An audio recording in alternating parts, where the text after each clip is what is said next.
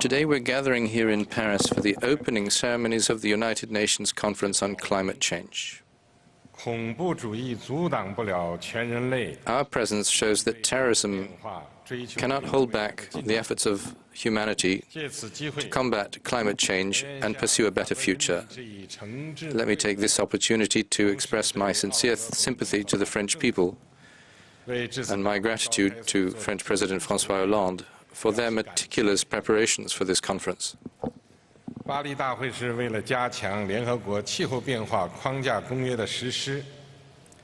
This conference has been convened to strengthen the framework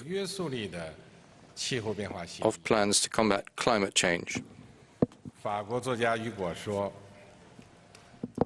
French writer Victor Hugo once observed that extreme resources spring from extreme resolutions. I believe that with all parties making joint efforts with sincerity and confidence, the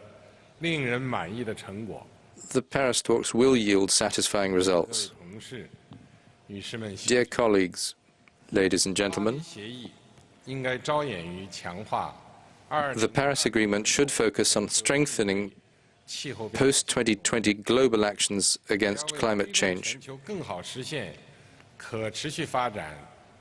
and boost global efforts to allow for sustainable development. The Paris Agreement should help meet the goals of the UNFCCC and chart a course for development. The agreement should follow the principles set out in the UNFCCC and contribute to its full and effective implementation. This should put effective control on the increase of atmospheric concentrations of greenhouse gases and encourage countries to encourage low-carbon development. This should lead to the governing of and furthering of constructive goals and concerted efforts. Besides governments, it should also mobilize businesses and NGOs and all players in society to participate in international cooperation on climate change, thus raising public awareness of climate change. The Paris Agreement should help improve the use of resources. Developed countries should honor their commitment of mobilizing 100 billion US dollars each year before 2020 and to provide stronger financial support to developing countries afterwards. It is also important that climate-friendly technologies should be transferred to developing countries. The Paris Agreement should accommodate the national conditions of various countries and lay emphasis on practical results. It is imperative to respect differences among countries, especially developing countries, in domestic policies, capacity building and economic structure. Addressing climate change should not deny the legitimate change of developing countries to reduce poverty and improve their people's living standards.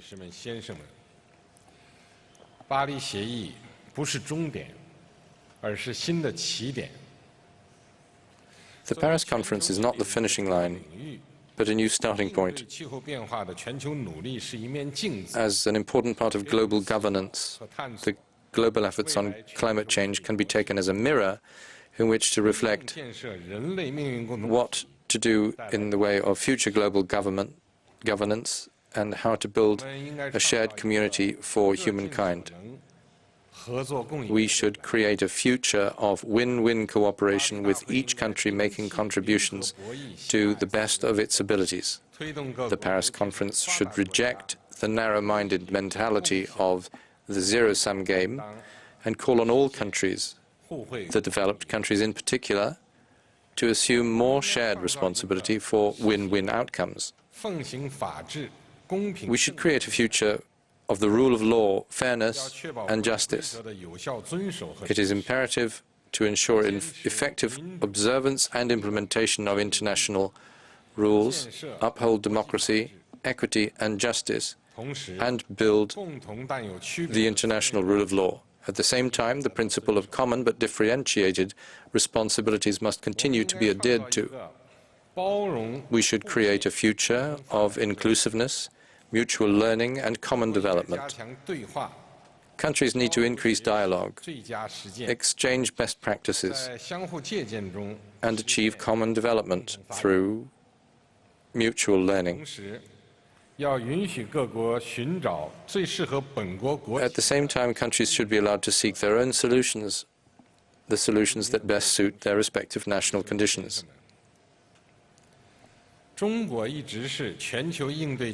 China has been actively engaged in a global campaign on climate change. China now tops the world in terms of energy conservation and the use of new and renewable energies. Going forward, ecological endeavors will feature prominently in China's 13th five-year plan. China will work hard to implement the vision of innovative, coordinated, open and inclusive development. China will, on the basis of technological and institutional innovation, adopt new policy measures to improve industrial mix, build a low-carbon energy system, low-carbon transportation, and building a nation carbon emission trading market, so as to foster a new pattern of modernization featuring harmony between man and nature. In its intended nationally determined contributions, China pledges to